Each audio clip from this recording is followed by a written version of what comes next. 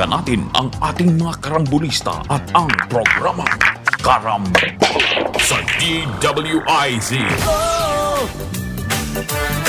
Karambola, karambola, tuwing umaga. Balik tayo karambola sa Aliw Channel 23 at DWIZ 882. Ako si Conrad Banal. Kasama natin Jonathan De La Cruz at Joel Lacsamana.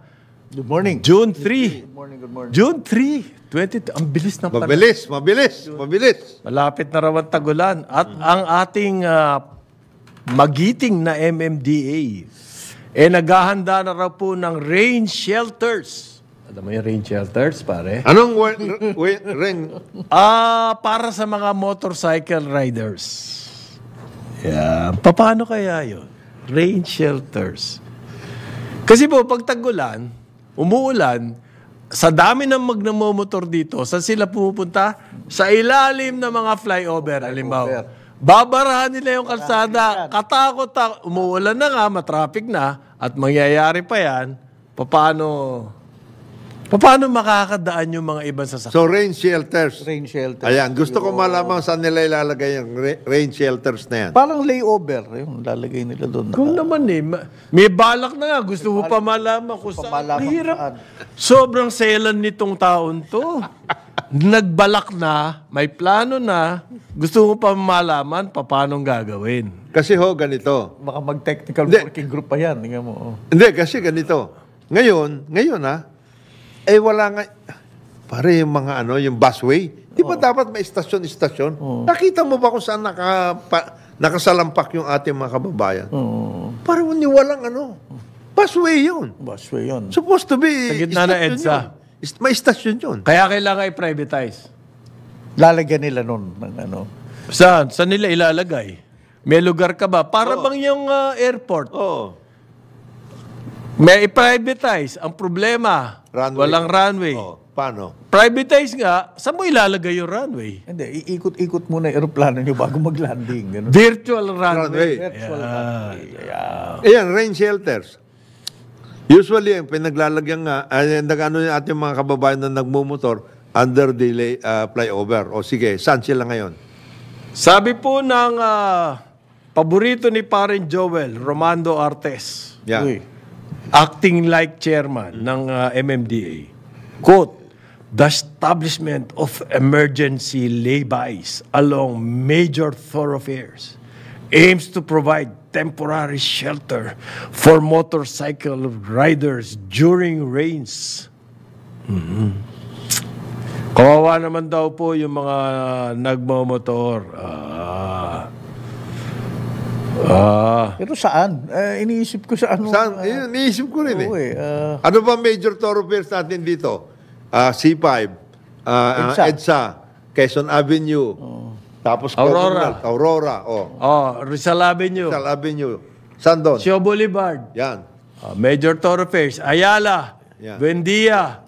Ross Boulevard, Ross. Puro commercial establishments na nandun Kaya gusto ko malaman kung nasaan. Okay lang. Rain shelters, okay. Wala namang problema Saan natin ilalagay yun? Para rin yan yung mga baka. Okay lang, mag-inom tayo ng 2 million, 2.9 million. Dahil ilalagay natin yung baka. Nakahanda pa yung... palaging ganun ang problema Puro natin. announcement lang. Kayo naman. Diba parang Conrad, parang Joel? $14 billion investments. Saan? Saan mo lalagay? Saan yun? Saan? Anong plataforma natin doon? Hindi. Gagawa ho kami ng Basta meron 14 billion. Gagawa ho kami ng green Huwag day. nyo nang pakialaman kung ano-ano yan. Parang yung baka, import tayo, ganito kadaming baka. Saan nyo ilalagay yan? Basta.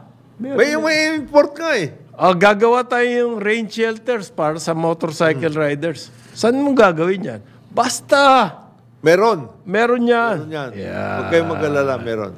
Kasi sinulatan daw po siya nung party list. Oo, Busita. One rider. Congressman Busita. One rider. Sinulatan daw siya. Kung ano na nangyayari doon sa mga rain shelters na pinangako ng MMDA. Nangako na siya dati.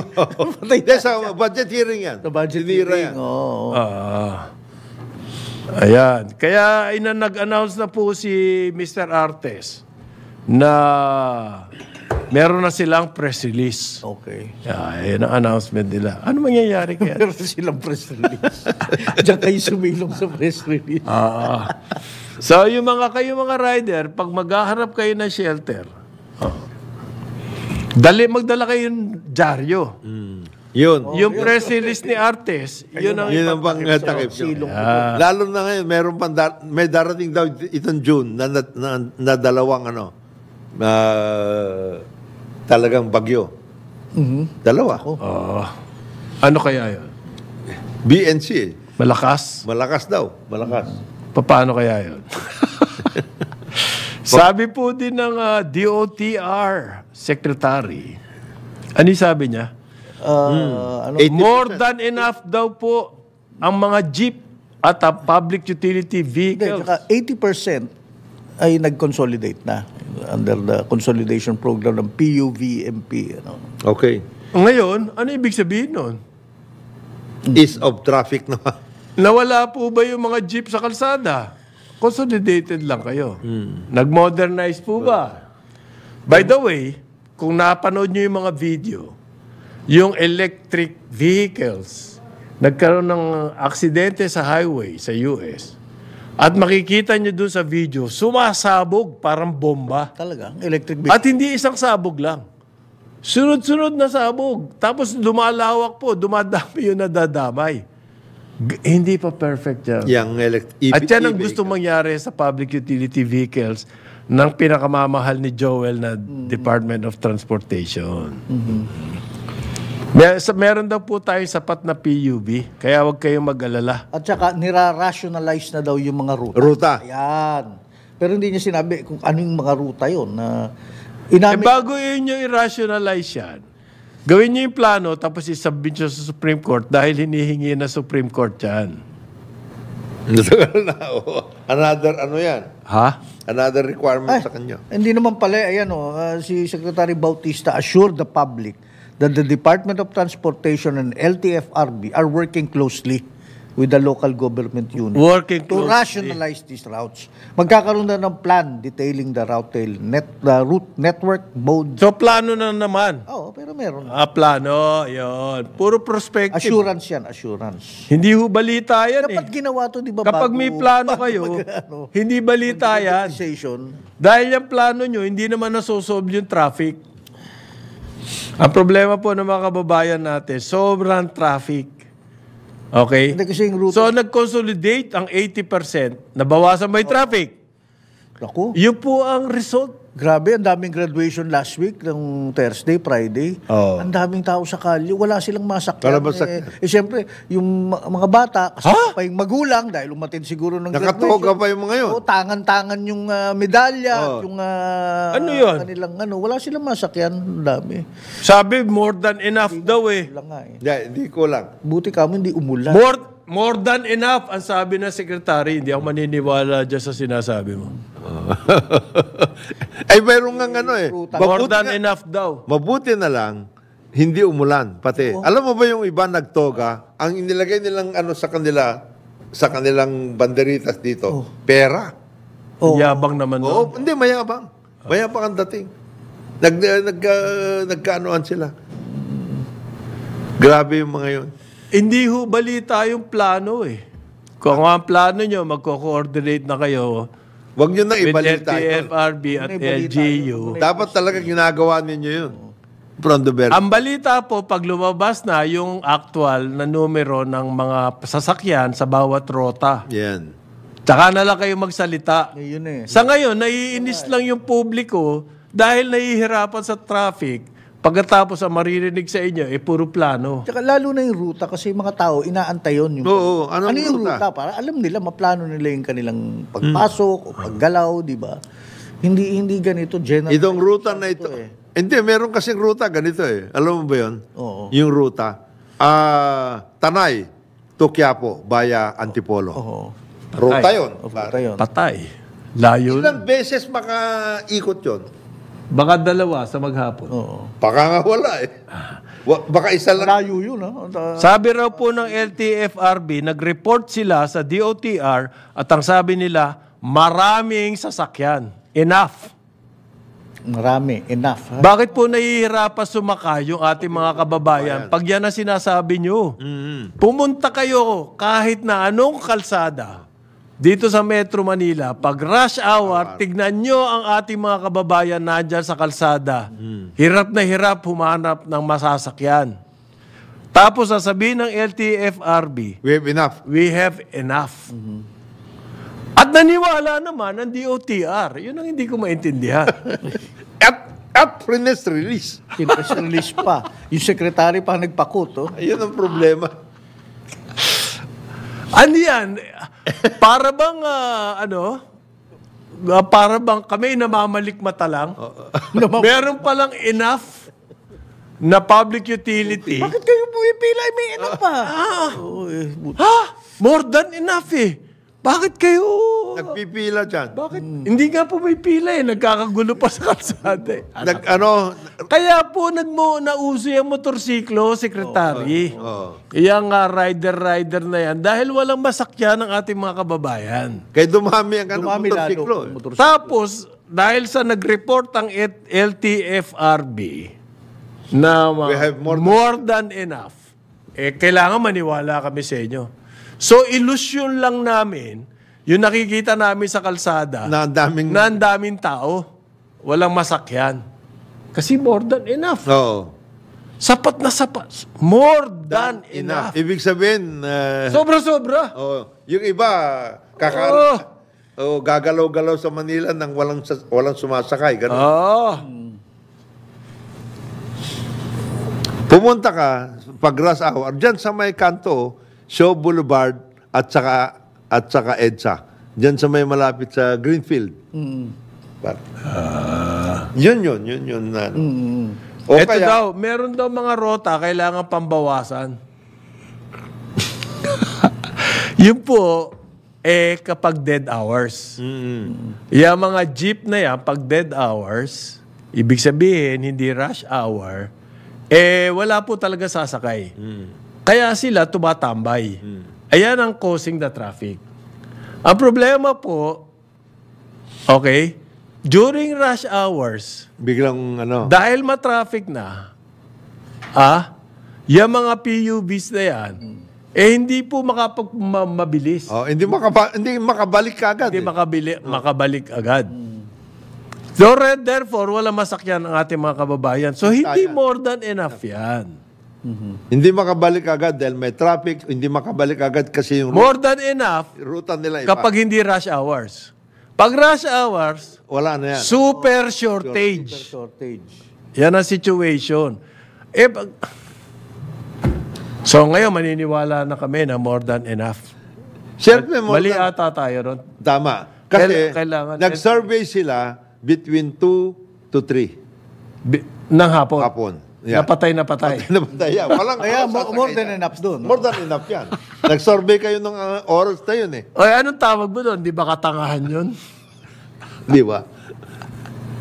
Yun na nga. Kaya nga tinanong ko si paring Conrad saka si paring Joel eh. Yung bang ruta Yan! ng Tanay, papuntang Quiapo, by Antipolo, isang jeep yun. Halimbawa, makakabalik pa kagad para kunin ulit yung mga babalik naman from Quiapo papuntang Tanay. Sa sobrang Sa haba. sobrang ng traffic. Sobrang haba. At saka yung ruta na yan. Sobra. Ilan ang in-approve nyo dyan? 5? Mga ganun. Bago makabalik sa Tanay yun, maghapon na yun. So, paano sasakay yung mga tao doon? Practical ba? Yung mga ganyang klaseng...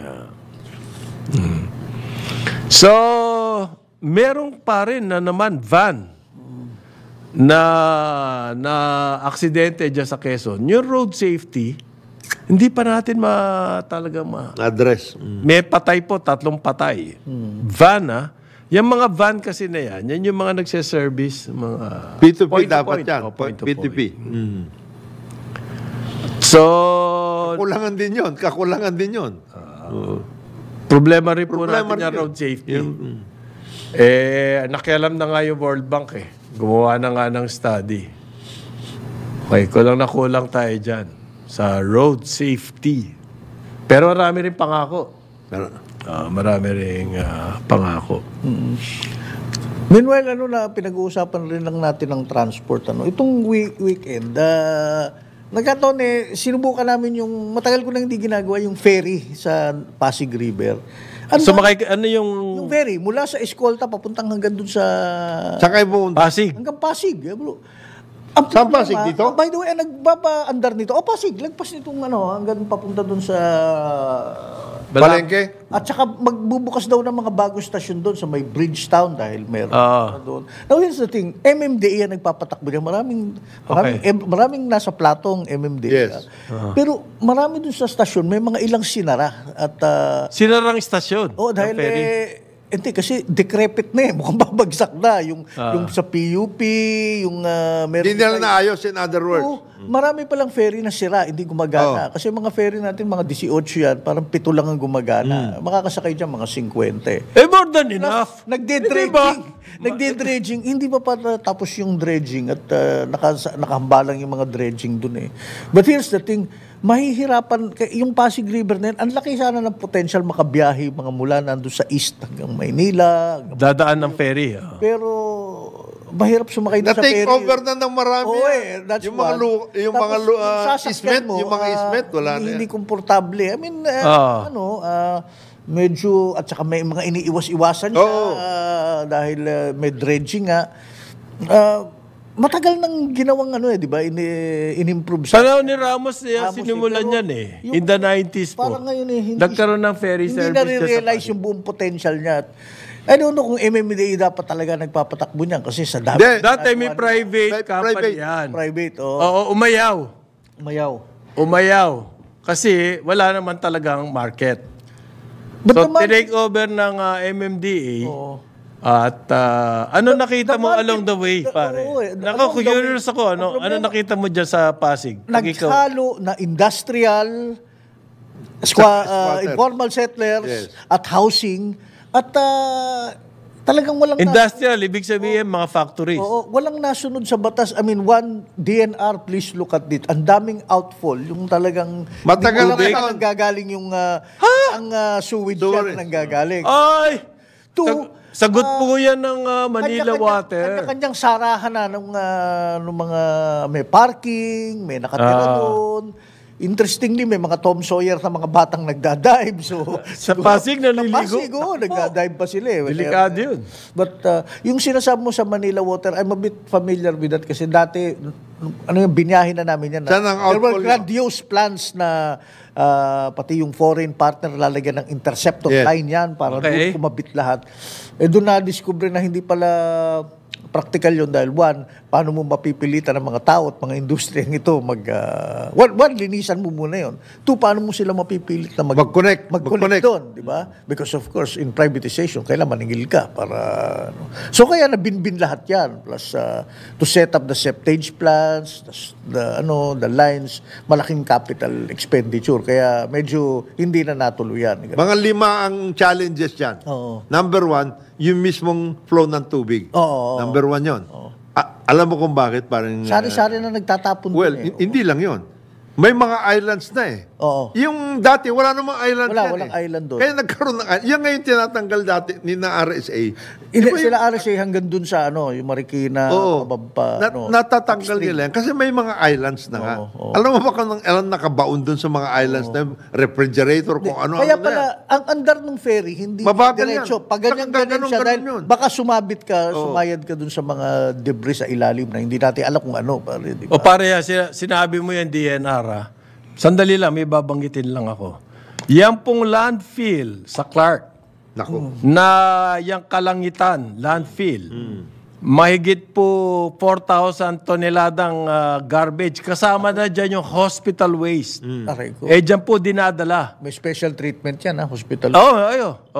Isasara po ng Clark Freeport Zone. Ito yung nagseservice sa mahigit 100 LGUs. Diyan sa Central Luzon. Saan nila dadalhin yan? Saan nila ngayon dadalhin? Hindi. Ang kontrata po kasi, sabi ng BCDA, BOT raw yan. So, hindi na nila i-renew yung kontrata ng Metro Clark Waste Management. Yan po yung nag-ooperate ng landfill. Kasi mag-i-expire na sa October. Sabi ng BCDA, expired na yan eh. Tapos ka na. Oo. Okay? Hindi. Saan magtatapon niya? St. Luke's. Naku. Mga ganon, lahat yan. Tapos yung mga 150 LGUs. Saka yung mga within Clark mismo. So, isasara daw po nila yan. Anong itatayo? Ano itatayo? Casino. Teka, Tsaka golf course. ibang business yata yun dun sa... 100 hectares po yung kailangan ng casino at hindi natin alam kung sinong casino yan at golf course. Napili pa ninyo itong... Pinili pa ninyo, Landfill. Napakaganda Yan ang ito. gusto ko, landfill. Napili pa ninyo, Sino Talagang inasinta ninyo itong landfill na ito, Gustong-gusto ko yan nangyayari yan. Thank you, BCDA. Inasinta ninyo yung landfill, Alam mo kung sino nag-ano niyan? Sino? One of the better na landfills to. Oh. Sina Rupo ito eh. Scientific po yan. Rupo Colayco. Ko. Pare, ako curious ako, pinuntahan ko yan eh. How do they do it? Grabe yung mga lining yan. Meron sila. Para hindi magsisip yung... Ba't Tapos German technology ayaw to. na lang i-renew. May mga... Ano nga casino eh? Nasinta eh. Anong mas maganda? Landfill or casino? Casino. O golf. Saan mo gusto mamasyal? Sa landfill o sa casino? Sige nga. Sige nga. Pero ano ba, parang concessionaire, DNR, anong kanilang stake dyan? Ang take nila ni dyan? Hindi, kung akong DNR, teka muna. Oo, gano'n. Landfill nga ito eh. Hindi nyo pwede yan. At wala naman tayo alternative. Time out. Time out muna. Magtayo kayong bago. Oo. Saan yan? Ano ba yung binasa mo? Baka naman si Secretary... Hindi po dump site yan, ha? Magkaiba yan. Magkaiba yung dump site, itatapon mo lang doon, tapos na. Etong landfill, gumagamit ng science to. Talagang... that's a story bear watching. Yung dump site, doon kay Rick Pinga kayo pumunta. Oo. Yung landfill, magkaiba yan. Magkaiba yan. Ito medyo well-managed to. At yan nga, kaya nga... Ilan lang ba ang landfill natin dito? Within the area, within this Metro Manila and its environs. Ilan lang ang landfill? Hindi raw po tama na BOT yung kontrata na yan. Pero yun ang claim ng BCDA. Kaya kung BOT yan, pag nag-expire yan, i-extend nyo. Kasi wala namang ibang landfill dyan eh. Kung naman, bakit i-extend? Saan pupunta yung casino? Problema. Sa kaya ilalagay yung casino? Napili pa nila yung lugar na yun. Inasinta yun. Maganda ito Sa ibang bansa. Biglang-bigla na raw naging BOT to. Kasi nagbigay ng opinion ang Office of Government Corporate Council. At yung BOT na yun yung basis nila para hindi po i-extend yung kontrata. Ganito na lang. Sige, tayuan ninyo ng casino yan para ilagay namin lahat ng mga garbage namin sa casino. Ay! Ano yun? Yun ang taya mo? Yun ang taya. Kasi wala naman kayong alternative paglalagyan ng garbage Secretary Loizaga has to...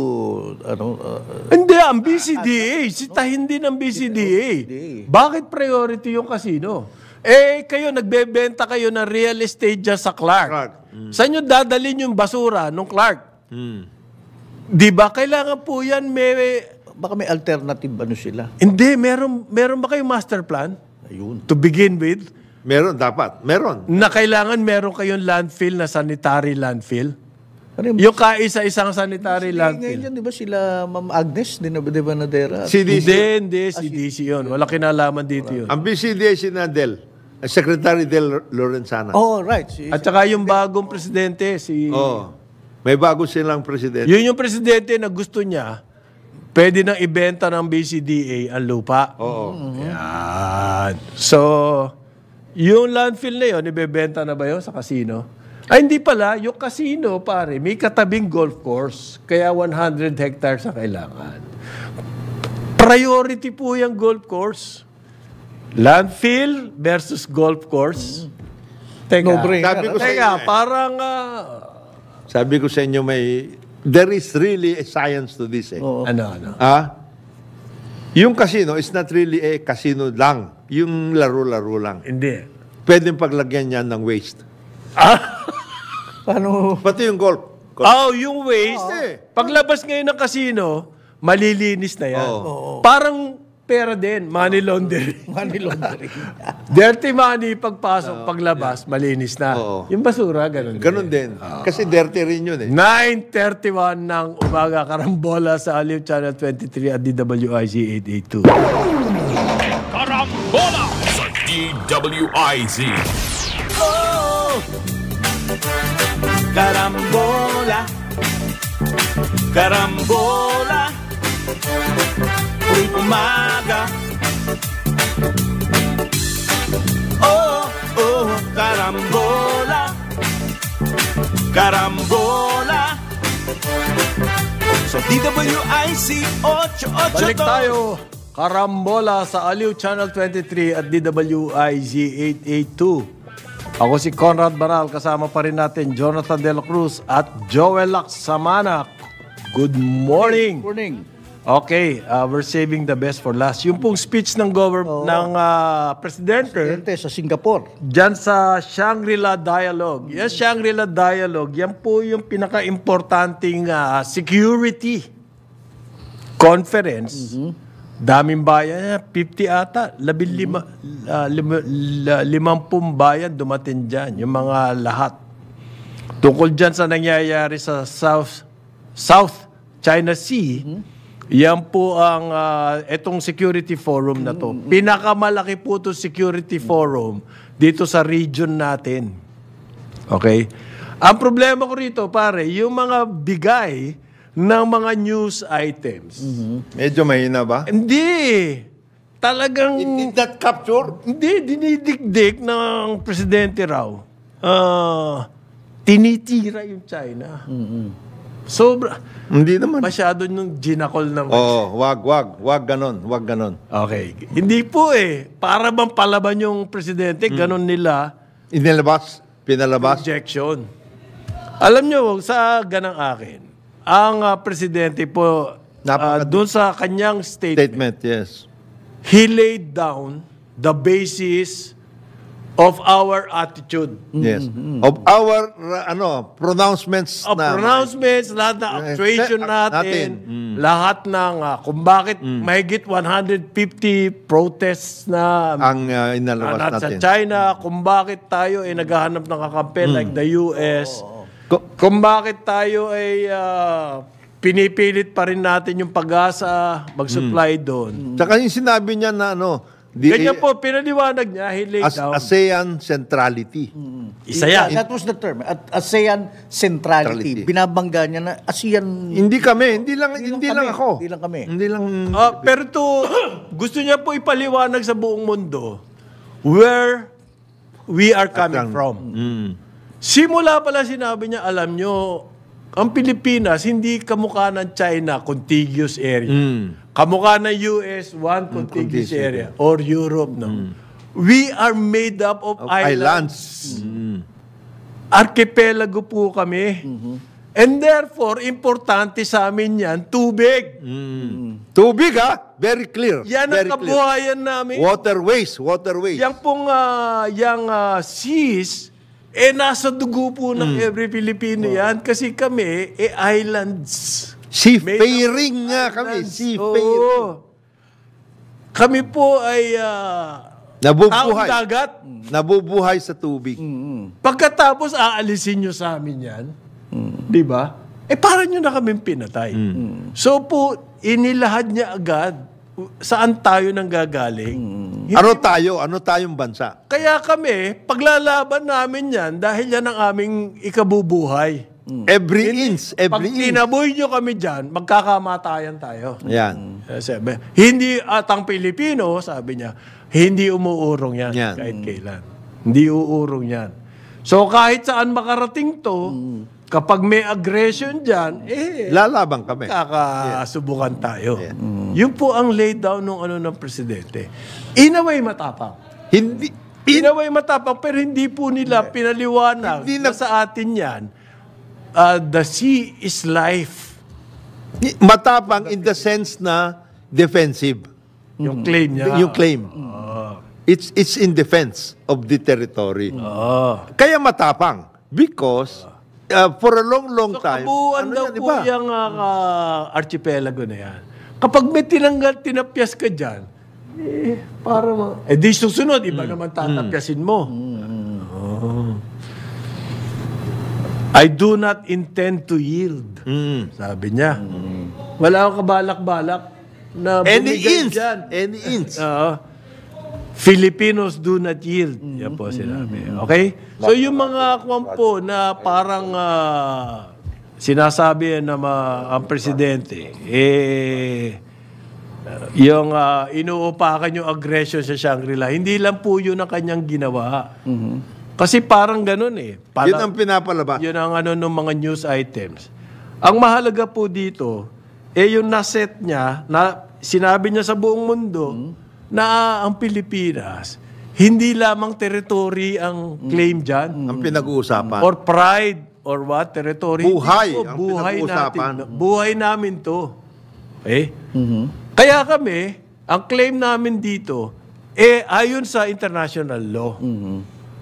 Well, hindi niya naman sinabi na yung China, hindi ayon sa international law. Wala siya sinasabing gano'n. Wala siya sinabing In fact, very diplomatic ang pananalita ni Presidente. Hindi, and which I think there were, kaya siguro ganyan yung sa, sabi mo, PCO. They're trying to project that dahil merong mga ilan sa social media na parang ligoy-ligoy daw presidente, hindi direkta magsalita. Hindi, ganun po talaga. Hindi, ang presidente, ano paligoy-ligoy? Gusto nila napakalinaw po na sinabi. Very clear. We will not yield. Paano paligoy-ligoy? Sorry. Si Presidente... Kaya nga yung PCO had to take great pains na hindi, palaban ng Presidente. Hindi. Mali nga yun Hindi, mali yun. Mali. Hindi, in-explain ko lang bakit nila... Maliwanag ito. Si Presidente laid down the, yung mga ibang, halimbawa, hindi na niya kailangan maging, hindi naman siya defense secretary. Dapat yun na yun. Yun na yun. Siguro na yun. Siyang yung mga militar, yun yung mga hawkish. Yan. Ang presidente po, nag-deliver Balansyado yan. Oo, para sa buong bayan. Oo. Halimbawa, nakitahan mo ba any inch of diplomacy si Sec Gibo? Hindi, puro laban yan. Laban yan. Yung China general ganun din. Oo, yung Chinese general. Be careful. Yung mga Huwag nyo kaming susubukan. Huwag nyo kami Mga susubukan. ganun Threatening Threatening. Sinusubukan ba kayo? Sinasabi lang namin, huwag nyo naman kaming apihin ng masyado. i-istorbohon dito yung archipelago namin. Gusto kong doon sa Presidente, lalo nung Q&A, yung tumayo nga yung general na yun, na pino-point out niya, basically ang sinasabi niya, ba't kayo nagtatawag ng resback? Diba, ganyan. Tapos, inaagaw niya na yung... Hindi, pero gusto ko kay Presidente, he would always bring it to ASEAN centrality. Hindi ito basta kami lang. Diba? Oo. Which I find... Hindi, talagang pinag-isipan nila yan. Pinaghandaan nila itong dialogue na ito. Importante. Kitang-kita po at maraming bumilip sa Presidente. Okay? So, yung mga sa social media na walang ginawa, kundi upakan na lamang siya. Napakahina niya Ano ba naman sabi niya? Hindi, pag pumunta kayo dito, amin ang Cavite. Babarili ko kayo. Yan. Sa inyo ang Tondo, amin ang Cavite. Ganun dapat yan. May red line ito. Hindi siya magsasabi noon. Para kang BCDA, Casino dapat yan. Hindi ito landfill. More than enough ang public utility vehicles. Yan. Mga ganun. Ganun katatapang. Hindi siya. Hindi ganun. siya yun. It's not supposed So to be yung done. release ng PCO, medyo din Siyempre, kailangan sagutin yung social media Kaya hindi ko rin masyado. Hindi nyo kailangan sagutin ng social media on that issue. Basta sabihin lang ito, sinabi ni Presidente, ipaliwanag lang ito. Yan lang. We are an archipelago, water is our life. Yun lang yun. You don't need to say anything. Magmula po noong nagkaroon ng unang tao sa Pilipinas, tubig dagat na po. We are archipelago nga We are an nation of islands. So in between the islands, may tubig po dyan. So yan ang ating kabuhayan. Ang ibig mo man sabihin Natitiktikan na nga namin yung mga submarino ninyo sa inland waters namin eh. Kung saan kayo pumupunta na eh. Paano yun? Paano yun? Pero kung Amerika, maingat din magsasalita, no? Yung kanilang... Si Austin? Hindi, yung general sinagot niya eh. Alam nyo, With regards to the Philippines na yung mutual defense. kung stable ang Southeast Asia, ang South China Sea, mundo, it's a war yun. World issue yan. Hindi Always. lang between China and the US, Philippines. The Philippines Or the US. US. The world issue yan. Napakaganda nung kanyang mga sagot eh. 60% of world trade. Dumadaan dyan, no? Ilang $1 trillion yan, pare. Hindi lang Houthi ito. Hindi ito mga Red Sea lang. Ha? Red Sea? At saka may island chain eh. There is an island chain from the West Philippine Sea, South China Sea to the Pacific. There is an island chain. That includes pati East Japan, sa Japan. Kayo po taga Mimaropa. Ano ba yung Mimaropa? Ayan yung Region 4B. Yan yung mga islands. Okay. Palawan, Romblon, etc. Ganyan. Marinduque. Marinduque. Mindoro. Doro. Romblon, Palawan. May lumabas po ng COA report. Sinisita po yung mga water districts nyo dyan. Bakit naman? Medyo kulang daw ang water safety plan nyo. Kawawa may mga tao dito. For the drinking water. Wala raw po silang water safety plan. Patay. Ibig sabihin, umiinom kayo ng kung ano-ano dyan. So, sinista po yan. 6 niyang water districts nyo dyan. Ba't hindi... Sino ba authority to supervise these water districts? National Luwa. Water. Hindi. Ang dalawa yan, it's divided eh. One is the local government. Kaya ganyan yan. Kaya dapat ayusin ang poder ng luwa. Kasi ito, yung water districts under the local government yan. Okay. Pwede kang pakialaman ng local government because you are just a creation of the local government. Ano papel ng luwa? Ang luwa, ngayon lang sila pumapasok. Technical dapat yan. Yun na nga. Ngayon, Sila nakakaintindi ng tubig. Yung LGU, wala naman naiintindihan. Pero LGU, nakikialam. ngayon lang sila... Patay tayo dyan. Kaya divided nga sila eh. Ngayon lang sila nakakapasok. Hindi, that's the LGU, pero yung water district, under ng luwa. Hindi. Marami raw pong Process of risks. rate basing lang yun. Sabi ng COA, kapag ganyan, wala kayong plano, water safety, ang daming risks. Lalo na kung bagyo. Diba? Yung mga water systems niyan, kailangan daw po ma-address yan. Luwa, LGUs. Ayusin natin. Ngayon lang pumapasok ang luwa in terms of talaga monitoring and supervision. Ngayon lang. Ngayon lang, Kasi talagang, yan eh, dinevolve ng katakot-takot yan. LGU LGU nakikipag-deal, kaya nakikipag-deal pa nga minsan sa privatization ng bulk water. Actually, yun ang nangyayari doon. Eh. Kasi, dati, you can create a water district even without LOA supervision, LOA approval. Ngayon lang sila nagaganyan na approvals in the creation of water districts. Tuwan-tuwa po ang Department of Tourism, si Secretary Rasco. Muslim-friendly tourist destination. Halal tourism daw yan, di ba? Hindi, kasi nanalo tayo. Second straight year, na-recognize daw ang Pilipinas as emerging Muslim-friendly destination. Kumbaga po, result yan ng yung MasterCard kasi, naggagawa sila ng mga ganyan eh.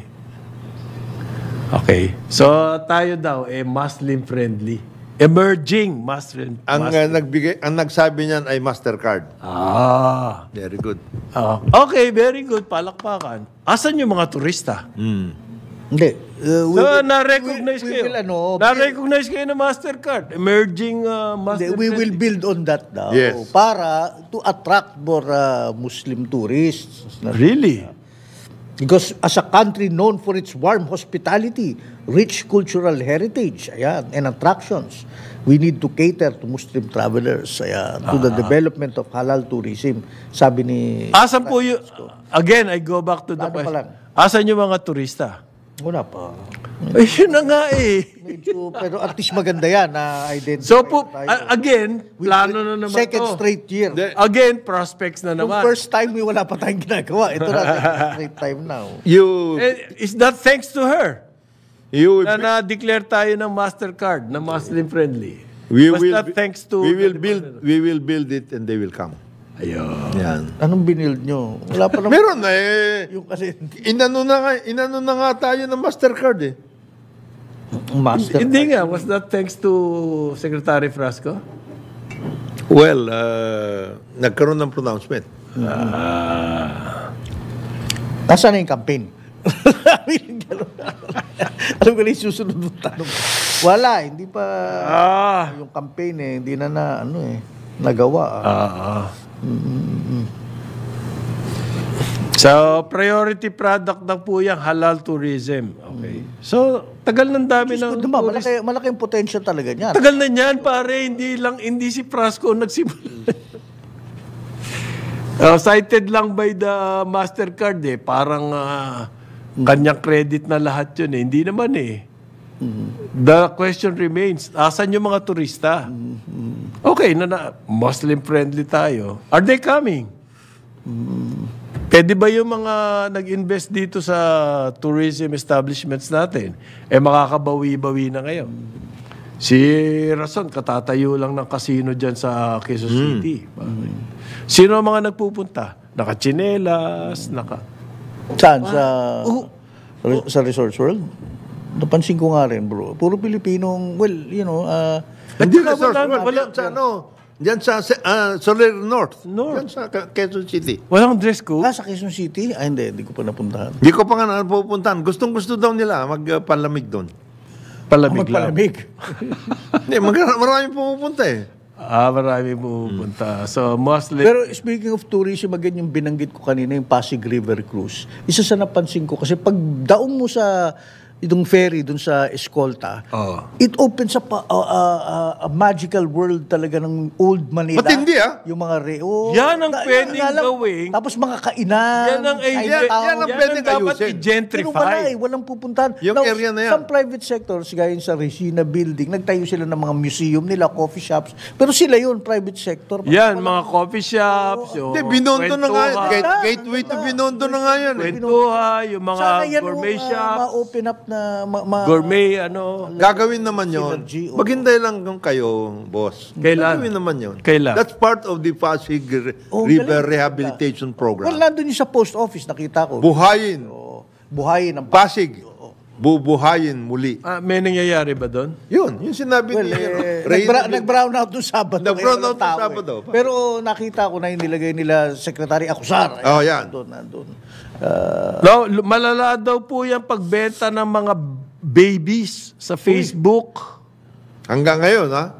Oo. Sa Facebook. Sobrang hanapin dami na daw din niyan. yan. Sabi ng Department of Justice. So, mga 500 accounts na raw ang sinara na nagbebenta sa black market ng mga sanggol. Okay. Kahit na raw 500 na yan na isara, meron pa rin. Umabot pa rin ng mas marami. Napaka-aggressive. Why is that? You can command a better price pag doon sa online mo. Hindi, mas madali maghanap. Mas madali maghanap. Yung akin yung seller's market eh. Bakit sila doon pumupunta? May DSWD ang Hindi, mas mabilis sila eh. Hindi, mas mabilis. Tsaka pag mabilis, mas mahal. Mas mahal.